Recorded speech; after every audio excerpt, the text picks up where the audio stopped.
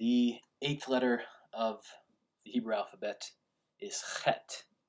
Although it's transliterated in the prayer book as Heth, it's not pronounced Heth, it's pronounced Chet. A better transliteration would be Chet, with the CH being pronounced like the end of Johann Sebastian Bach, or the beginning of the word chutzpah, chutzpah. It's that one of those fun guttural sounds. Chet, chet. And the letter is associated with a fence. So one of the early pictographs of Chet looked like a fence, and it still kind of does. So in that way, it's associated with protection and healthy boundaries, like in the saying, good fences make good neighbors. In fact, the Jewish sages say that the letter Chet is formed by joining together the previous two letters in the Hebrew alphabet. So let's look at those again. Aleph, Bet, Gimel, Dalet, Hey, Vav, Zayin. Vav, Zayin. So those are the previous letters. We got Vav and Zayin.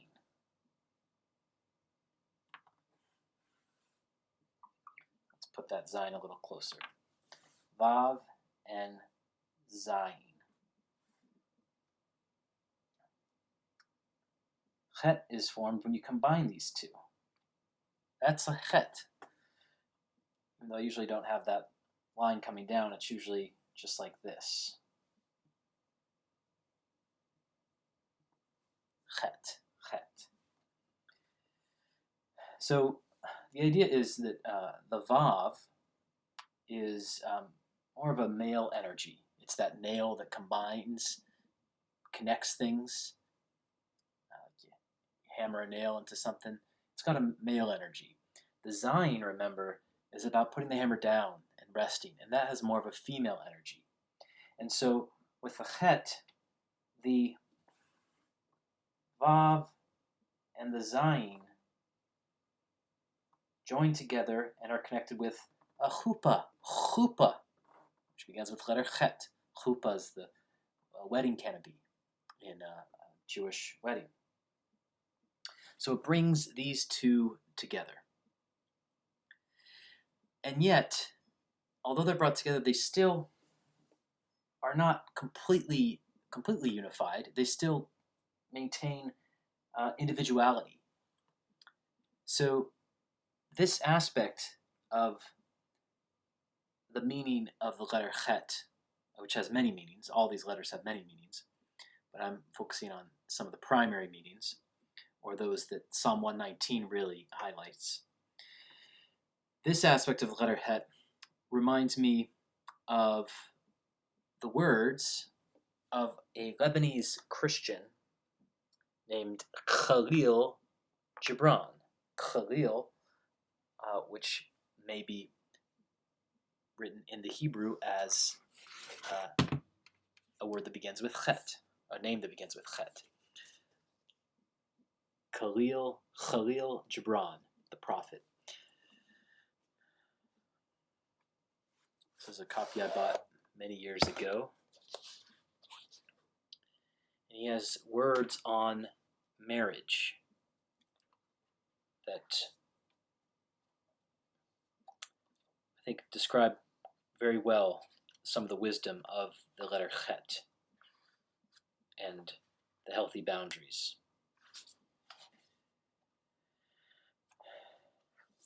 Let's see. Oh, there it is. Chet.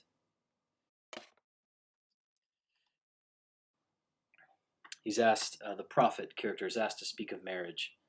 And he says, "Let there be spaces in your togetherness, and let the winds of the heavens dance between you. Sing and dance together and be joyous, but let each one of you be alone, even as the strings of a lute are alone, though they quiver with the same music. And stand together, yet not too near together. For the pillars of the temple stand apart, Just think about the shape of the letter Chet. Looks like pillars of a temple. And the oak tree and the cypress grow not in each other's shadow. These words express beautifully the meaning of the letter Chet, at least one of its meanings.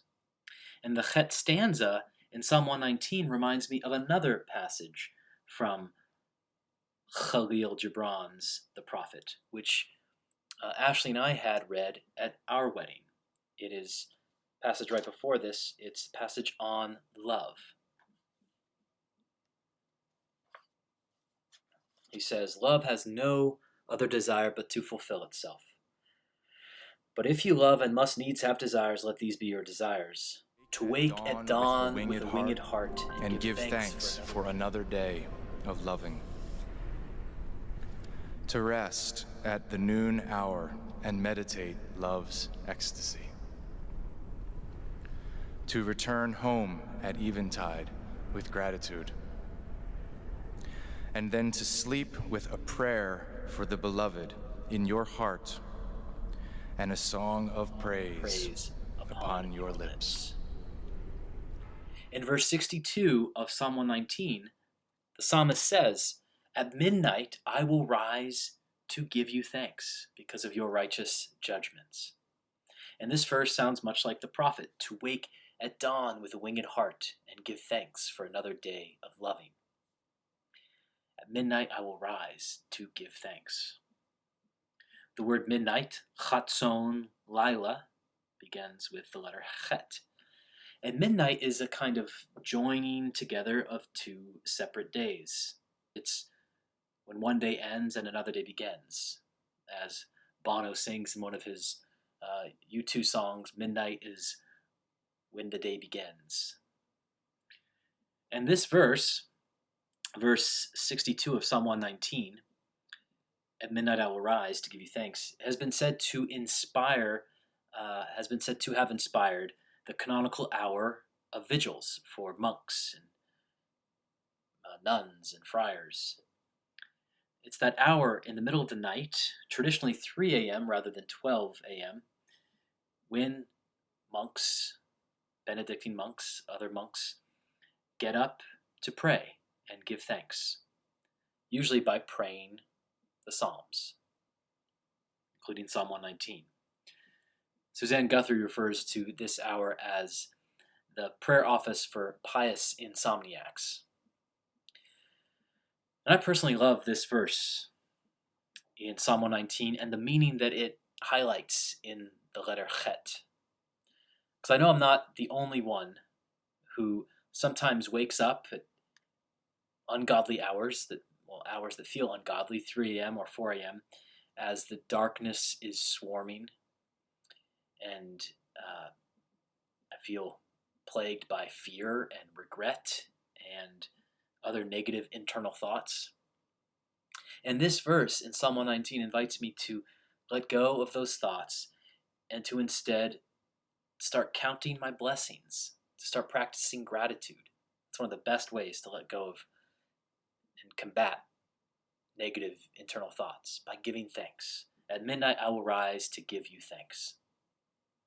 It's also worth saying here that the numerical value of the letter Chet is 8, which is an especially holy and meaningful number in Judaism and Christianity, not too unlike 7.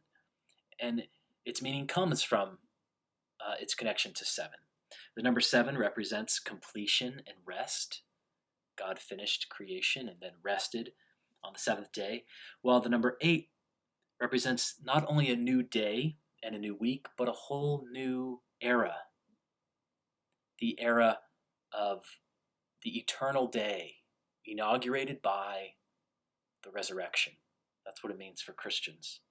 Saturday is the 7th day, the last day of the week, and Sunday is the 8th day, but also it's the first day, the day when we Christians rise up and give thanks and celebrate the resurrection of Christ and the promise of eternal life and the promise of liberation and protection from death, returning to that theme of protection, which is another meaning of the letter Chet.